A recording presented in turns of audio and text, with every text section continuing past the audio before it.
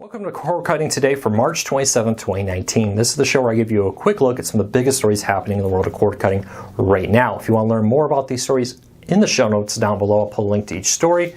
Read about them for yourself. Come up with your own opinions. Let me know what you think I got wrong, what I should have included today. I'd love to hear from you. If you're new here, hit that subscribe button. Hit that thumbs up. It really does help us. Hopefully we can help you break free from the high cost of cable TV and still watch the shows you want to enjoy. We do cord cutting Q&As every Wednesday, 8 p.m. Eastern, reviews, how-to guides, daily news briefings, and more, all about the world of cord cutting. And if you've been here a while, ring those notification bell if you enjoy these videos so you don't miss one when we release it. Hey, first, before we get into the news, a quick deal of the day. Amazon still has some of their Fire TV Edition smart TVs on sale. Some of them have sold out already, so the deals have ended, but Toshiba still has a 49-inch HD Fire TV Edition smart TV for just $199.99. If you want 4K HDR, they have a 50-inch version with 4K HDR, Fire TV built in, everything you want for just $299. That's a really great deal. Don't know how much longer these are going to last. Seems like one of those while supplies last kind of deals. So I wouldn't wait. Link in the show notes. Hey, it's a dirt cheap TV at a decent price. So check it out, and you get the Fire TV already built into it. All right, let's dive into the news of the day. Right off the bat is one I think a lot of people kind of overlooked yesterday. Didn't get a lot of news, but the FTC is launching a probe into internet privacy from 7 major ISPs, including AT&T, Comcast, Google, and Verizon. Now, when the FCC reclassified the internet from the titling of the internet, it transferred control over the FTC, the Federal Trade Commission. So when the so-called net neutrality ended, the FTC took over, and now the FTC seems to be launching the first major investigation into internet companies by launching an investigation into the internet privacy. Now, pretty much everything you do, including watching this video, your internet company can see. Now, you could get a VPN to try to encrypt it, prevent them from seeing it. The downside about that is your VPN now knows what you're watching, what you're doing.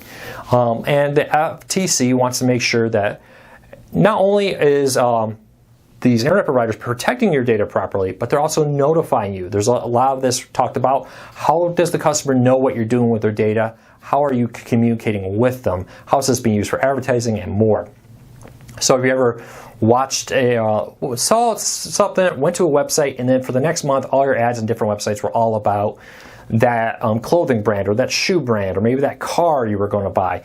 I recently bought a new desk, and for weeks I'm still seeing ads from about buying a new desk online. So this is very interesting. I would highly recommend you read it. The FTC is asking some very poignant questions. I think were much needed questions that we need to be asking, that as internet companies know more about you, how is that being used? And I'm very interested to see where this goes. So a link in the show notes. I have a full breakdown, including the letters that were sent to companies like Comcast in the story. Highly recommend you read it. And let me know, what would you like the FTC to come from this? Is there something you would like the FTC to do to protect your privacy online through your ISPs? Leave me a comment. Let me know. Hey, any Court TV fans here? If so, I have good news for you. Court TV is coming back, and it's coming back in May of this year as a free over-the-air network. Now, Court TV ended about 10-ish years ago in the late 2000s when it became True TV. I know there was a big uproar because Court TV was beloved, and here comes True TV, and many have said it's not nearly as good. It kind of seems to be one of those personal opinion type things, but Court TV is coming back with the back catalog of the older Court TV program, some of the old staff, and a fresh new look. Now, they just released a bunch of trailers for this. They've including some behind-the-scenes look at the new studio for Court TV and what they plan to do. I'll put a link to that down in the show notes. But it's very interesting. A lot of people have been asking me, Luke, when's it coming? Well, we know in May now, but we don't know where. We don't know which over-the-air markets are going to get it. We don't know which, if there will be any streaming options. Will it be on anything like Pluto TV? Will they have their own app that will allow them to you watch it for free? Will it go on YouTube TV? We just don't know. But I will say this, I am watching it very closely. As we learn more about Court TV, we'll be posting it here. It is great, though, to see more high quality, let's call them, free over-there networks that aren't just it's more 70s, 90s, 80s shows reruns. Though I do love watching my old Home Improvement and Chips and all that kind of stuff. But it is also nice to see people taking a look at over-there TV with the growth of cord cutting and saying, hey, This is worth it to create original new programming, new networks. You got the Stadium Sports Network, which is doing a lot of great work. You have Court TV. You have a growing number of these networks that aren't just re-airing old content, but producing new, original, high-quality content. So check that out. Keep an eye on it. And if you have skipped over an antenna, maybe it's time to give an antenna a second try, because the quality of the program you're getting there often is something you can't find anywhere else. So you can't go on many streaming services and find some of these smaller channels. So keep that in mind. All right, next up, speaking of over-the-air TV, PBS is one of the great over-the-air networks, but I do get it. Not everybody can get over-the-air TV for free with an antenna. Well, PBS has been one of the last holdouts, not coming to services like YouTube TV, Hulu, and more. Last year, their CEO said, yes, we do intend to come to live TV streaming services. Last week, their head technology officer repeated that, said, yes, we have talked with every live TV streaming service. Some want a national feed, some want local feeds, and we intend to come to the companies that want to take a local feed of your local PBS and stream it. And we hope to have that done by the end of this year. This raises a lot of questions here on our website and our social media from people saying, Luke, why does PBS even need to negotiate? They're publicly funded. Shouldn't they just be free on these services and free streaming online?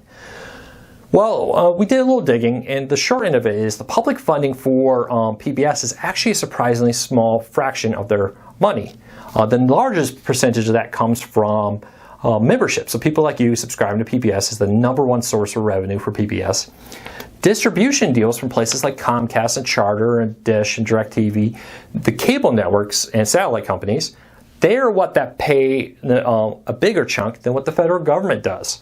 So PBS needs that distribution money from Hulu, from Sling TV, YouTube TV, DirecTV Now, because without it, they probably wouldn't be able to continue, because that makes up a good chunk of their revenue.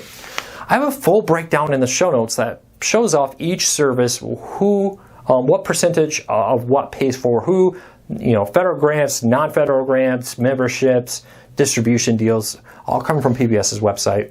And it is one other thing important to remember, that the Corporation for Public Broadcasting manages the money for PBS. The Corporation for Public Broadcasting is a private, non-profit company that was formed by Congress, 30, 40 years ago about, and effectively makes PBS kind of a non-profit private entity that's partially funded by the federal government. I know it's kind of a colluded system, it really is, but that is why they need to be treated in the sense like like Fox, like CBS. They need to negotiate with these companies. They can't just say, here's everything free, because they need that money as a private company. They can't just dive into federal reserves anytime they need money. So unlike what the BBC could do much more as a fully funded government institution, or at least a vast majority funded one like the BBC. So very interesting read, love to know it, but we really hope that answers many of your questions about why PBS needs to negotiate and why PBS isn't already on different streaming services like YouTube TV. All right, next up, I warned you a while back, with all this happening, we'll get a lot more attacks on cable. Yesterday, there was a flood of a lot of big cable names and websites all kind of tweeting the same argument that, hey, man, now that there's Apple Plus, Apple TV Plus, whatever it's called, man, cord cutting is just so expensive.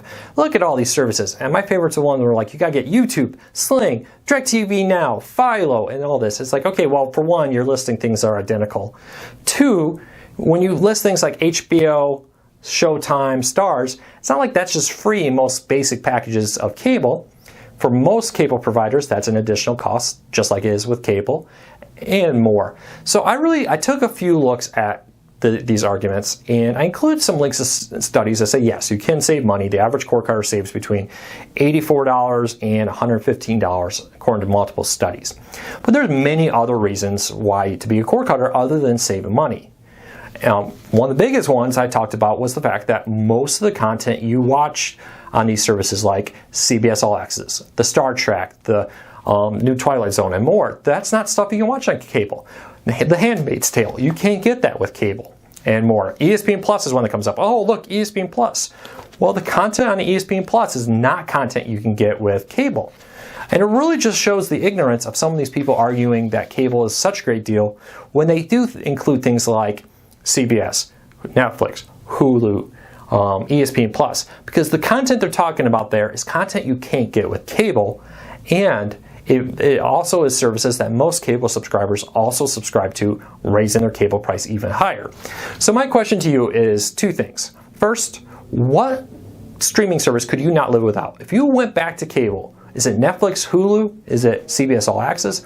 What streaming only service or shows would you have to still pay for if you had cable? Question number two for you is what shows or let me rephrase this. What other things out there, other than saving money, makes you want to be a cord cutter?